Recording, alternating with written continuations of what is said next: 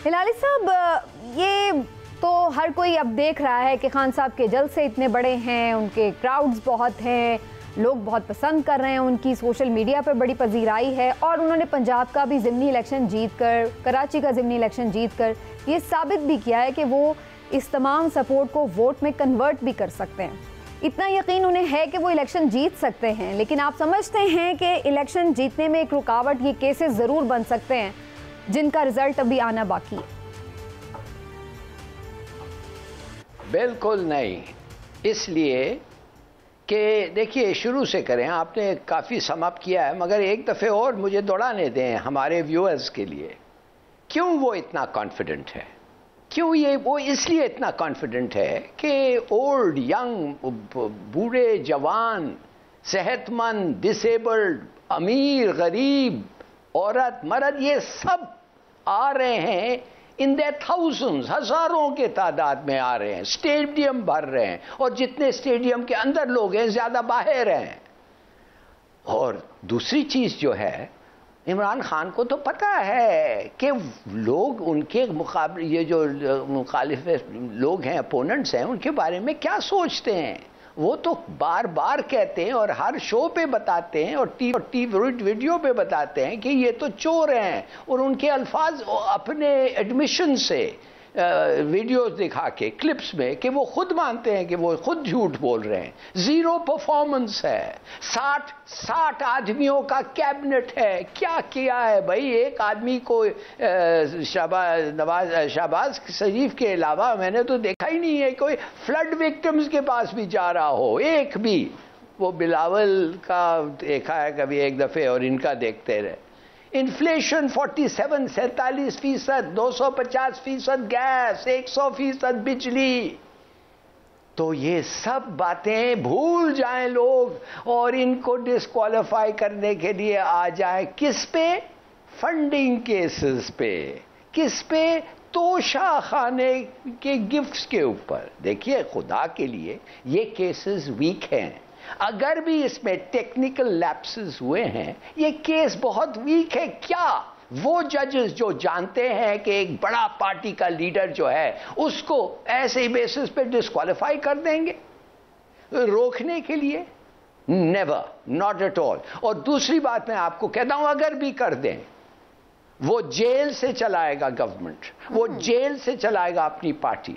और अगर उसको घर पे रखें, वो घर से आप उसको डिस्क्वालीफाई कर दें तो घर पे बैठ से चलाएगा। सवाल ही नहीं पैदा होता कि इमरान खान को आप माइनस कर सकते हैं अगर वो जिंदा है। तो ये भूल जाएं कि इनके जो चालाक, ये सब किस्म की जो साजिशें हो रही हैं वो काम। चलिए, मैं जरा इमरान साहब का भी कमेंट लेती हूँ इसके ऊपर। इमरान साहब, आपका क्या ख्याल है? यही सवाल है आपके लिए भी। क्या सिर्फ मकबूलियत इतनी है कि और कोई चीज़ स्टैंड नहीं कर रही इसके सामने? और फिर ये भी तो इमरान साहब की जो ये मौजूदा गवर्नमेंट की परफॉर्मेंस है, वो भी तो कोई इस गवर्नमेंट को हेल्प आउट नहीं कर पा रही ना इतने इन्फ्लेशन में। तो किसी भी गवर्नमेंट का, वजह जो भी हो, किसी भी गवर्नमेंट का चांस नहीं है कि वो जीते। व्हाट डू यू से? बिस्मिल्लाहिर्रहमानिर्रहीम। समीना, 2-3 चीज़ें हैं आपके सवाल के जवाब में। पहली बात तो ये कि जो हिलाली साहब फरमा रहे थे इमरान खान साहब के बारे में, तो इसमें तो कोई शक नहीं है कि इमरान खान साहब इस वक्त बड़े मकबूल तरीन एक सियासी लीडर हैं, और उनकी सियासी जो हैसियत है उससे किसी तौर पे इनकार नहीं किया जा सकता। लेकिन हिलाली साहब जो ये फरमा रहे थे ना कि जजेस इतनी बड़ी पार्टी के वो कैसे फैसला देंगे, मामला ये है कि जब मुअज़्ज़िज़ जज साहिबान ने फैसला देना होता है तो वो ये नहीं सोचते कि ये बड़ी पार्टी का लीडर है, ये छोटी पार्टी का लीडर है, ये सियासी रहनुमा है, ये चोर है, ये डाकू है। इन्होंने, उन मुअज़्ज़िज़ जज साहिबान ने सिर्फ और सिर्फ जो सबूत हैं, शवाहिद हैं, उनकी बिना पर फैसले करने होते हैं। ये जो ये सिंबल है कि जी आंखों पे पट्टी है, वो इसीलिए होती है कि वो उस शख्सियत नहीं देखते, वो जुर्म को और उस मामलात को देखते हैं।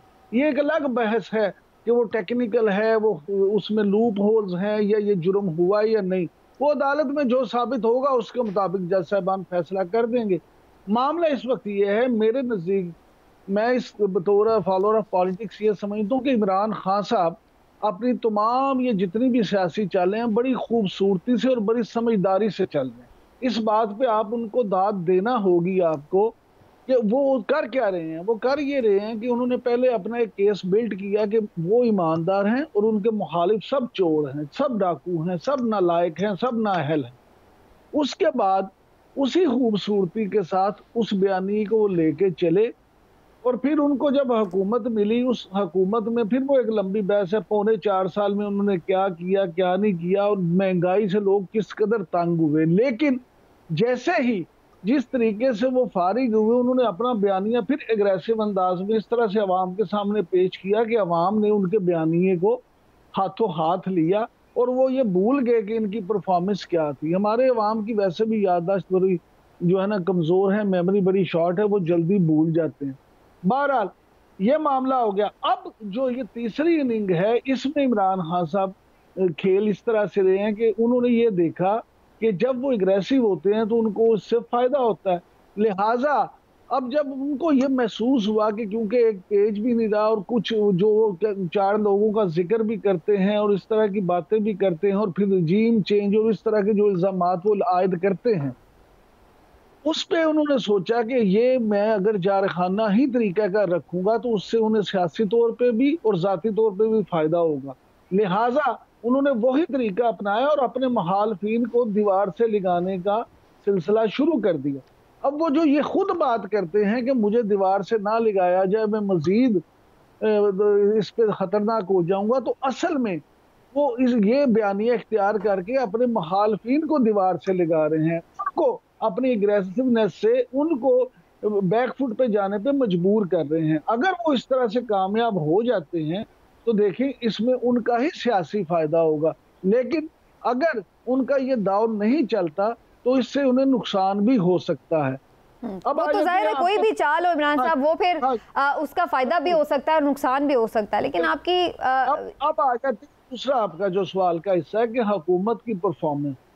देखिए गुजारिश ये है कि आप जो मर्जी के, आप किसी भी हुकूमत को, वो चाहे जब इमरान खान साहब की थी तो हम उस वक्त भी कहते थे, जब हिलाली साहब कहते थे कि आर्मी मंडी में हो रहा है तो मैं उस वक्त भी ये कहता था कि गरीब आदमी जो है एक आम पाकिस्तानी, उसको इससे सरोकार नहीं है कि आलमी मंडी में क्या हो रहा है।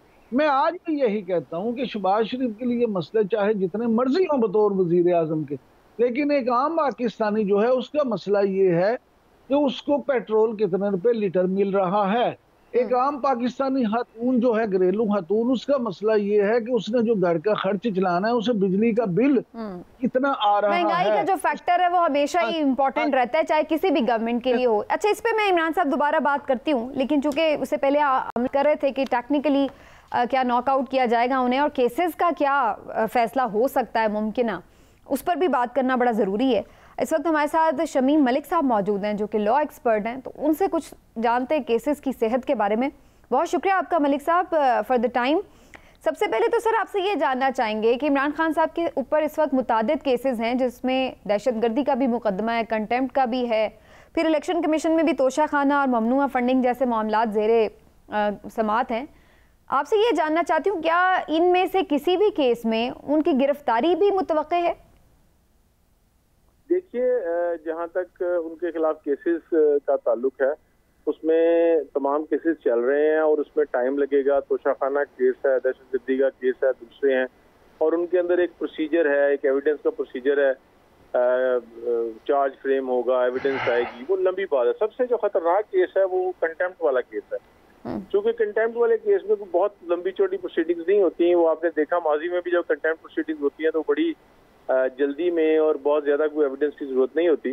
तो मैं समझता हूँ जो सबसे बड़ा चैलेंज है वो कंटेम्प्ट वाला केस जो है, जो इस्लामाबाद हाई कोर्ट में इस वक्त चल रहा है, वो उनके लिए बहुत बड़ा चैलेंज है। और एक और केस है जिसमें सुप्रीम कोर्ट ने भी 8 तारीख के लिए एक बेंच कॉन्स्टिट्यूट कर दी है। तो ये 2 केसेस जो है मैं समझता हूँ उनको सबसे ज्यादा तवज्जो इन पे देनी चाहिए। इनमें जो है वो ज्यादा रिस्क है कि वो कहीं, चूंकि कंटेम्प्ट में अगर खास तौर पर हाई कोर्ट से या सुप्रीम कोर्ट से आपको कुछ सजा हो जाती है तो उसकी इम्प्लीकेशन फिर बहुत ज्यादा है, क्योंकि उसमें फिर आपकी नाअहली भी जो है उसकी वजह से हो जाती है। जिस तरह आपने देखा एक साबका प्राइम मिनिस्टर को इवन सिर्फ till rising of the court सजा दी है, चंद सेकंड की सजा से नाअहली तो लेकिन उसके बाद उनकी नाअहली जो है हो गई थी। तो मेरा ख्याल है वो सबसे बड़ा चैलेंज जो है वो कंटेम्प्ट प्रोसीडिंग्स का है जो अभी चैलेंज आपको। लेकिन इसमें फौरी तौर पे कोई गिरफ्तारी का इम्कान आपको दिखता है?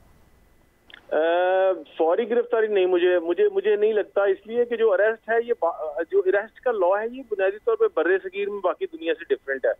बाकी दुनिया में जो कॉन्सेप्ट्स हैं अब वो यही हैं कि जब तक कोई ऐसी एविडेंस ना आ जाए जो कि अनरिबर्टेबल हो और जिसकी बुनियाद पे किसी को कन्विक्शन हो सकती हो, तो गिरफ्तार आमतौर पर नहीं किया जाता। लेकिन हमारे यहाँ पे चूंकि ये एक टेंडेंसी है, और इवन पिछले जो दौर था गवर्नमेंट का, जब इमरान खान साहब खुद रूल कर रहे थे, आपने देखा नैब ने किस तरह से लोगों को पकड़ा, उनके खिलाफ कोई एविडेंस भी नहीं थी, उनको पकड़ लिया और 3-3 महीने के लिए रखा। तो ये miss use of arrest, power of arrest जो है वो हमेशा से यहाँ पे होती रही है। लेकिन मैं चूंकि क्रिमिनल लॉ में ज्यादा प्रैक्टिस की पहले 10-15 साल, तो मैं ये समझता हूँ कि अरेस्ट का जो इख्तियार है ये बहुत ज्यादा यहाँ मिस यूज होता है, किसी के खिलाफ भी हो सकता है। लेकिन जो इमरान खान के खिलाफ केसेस हैं और जो इस वक्त सिचुएशन नजर आ रही है, मेरा ख्याल है कि उनको कोई इमिनेंट अरेस्ट का खतरा किसी केस में मुझे बज़ाहिर नजर नहीं आता।